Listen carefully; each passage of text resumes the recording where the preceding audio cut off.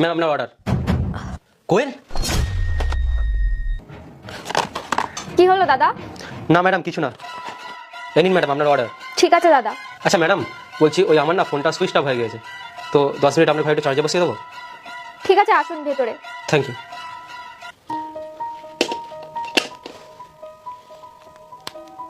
দাদা তুমি বসো, আমি তোমার জন্য 1 গ্লাস জল নিয়ে আসছি। আর তুমি গরমের মধ্যে মাস্ক পরে আছো কেন? দেখো বাইরে কত গরম।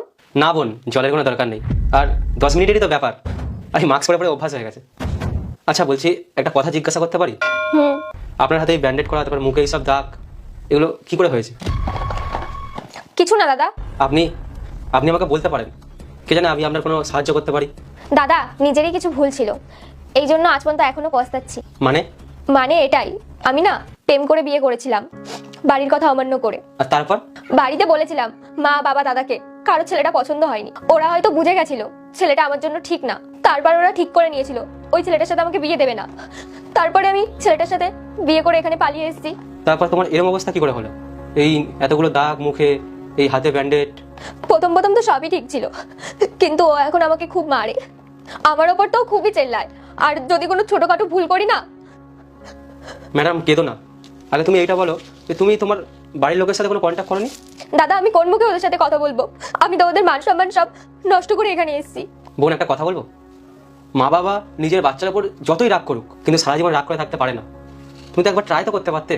অনেকবার ভেবেছিলাম, কিন্তু কখনো সাহসই পাইনি। আর তোমার দাদাকে তো বলতে পারতে, তোমার দাদা আশা করি বুঝতো। দাদাকে নিয়ে তো খুবই কষ্ট, যখন আমি ওকে ছেড়ে এসেছিলাম না, তখন ও আমাকে কলও করেছিল, অনেক কান্নাও করছিল, কিন্তু আমি বুঝতে পারছিলাম না আমি ওর সাথে কোন মুখে কথা বলবো। বোন যদি তোমার দাদা তোমাকে এতটাই ভালোবাসতো, তাহলে তুমি একবার অন্তত কথা বলতে পারতে, ও নিশ্চয়ই বুঝতো। দাদা আমি তো আবার শুধু মরার জন্যই ওয়েট করছি। বোন এরকম কথা বলতে নেই, তুমি একবার তো তোমার বাবা মার সাথে কথা বলে দেখো, কে জানে হয়তো এতদিন পরে তোমার কথা শুনে তোমাকে ক্ষমা করে দেবে, তোমাকে মাফ করে দেবে। না দাদা আমি পারবো না। বোন একবার কথা বলে দেখো, আমি বলছি একটা মা বাবা সারা জীবন রেখে থাকতে পারে না, যদি তোমার কিছু হয়ে যায় একবার ভেবে দেখো তারা কি করবে, তারা পাগল হয়ে যাবে। একবার কথা বলে দেখো না। বোন একবার প্লিজ।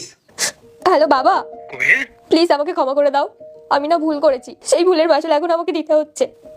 বাবা আমি না এখান থেকে আস্তে আস্তে মরে যাচ্ছি, প্লিজ এখান থেকে আমাকে নিয়ে যাও। তুমি কেঁদো না বাবু, আমি তোমার উপর কোনো রেগে নেই। তুমি তোমার অ্যাড্রেসটা তাড়াতাড়ি সেন্ড করে দাও, আমি তোমার দাদাকে পাঠিয়ে দিচ্ছি। তোমার দাদাকে তোমাকে এক্ষুনি নিয়ে আসবে, ঠিক আছে? ঠিক আছে বাবা, আমি তোমাকে পাঠাচ্ছি।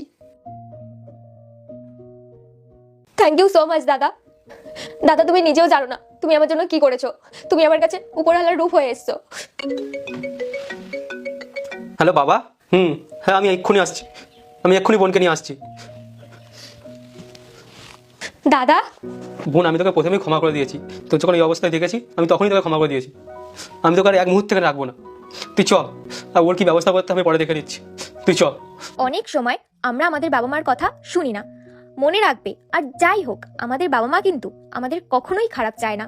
গল্পটা কেমন লাগলো বন্ধুরা জানাবে, আর ভালো লাগলে ভিডিওটা শেয়ার করে দিও, আর আমার পেজে নতুন হলে পেজটাকে ফলো করে দিও। চলো টাটা।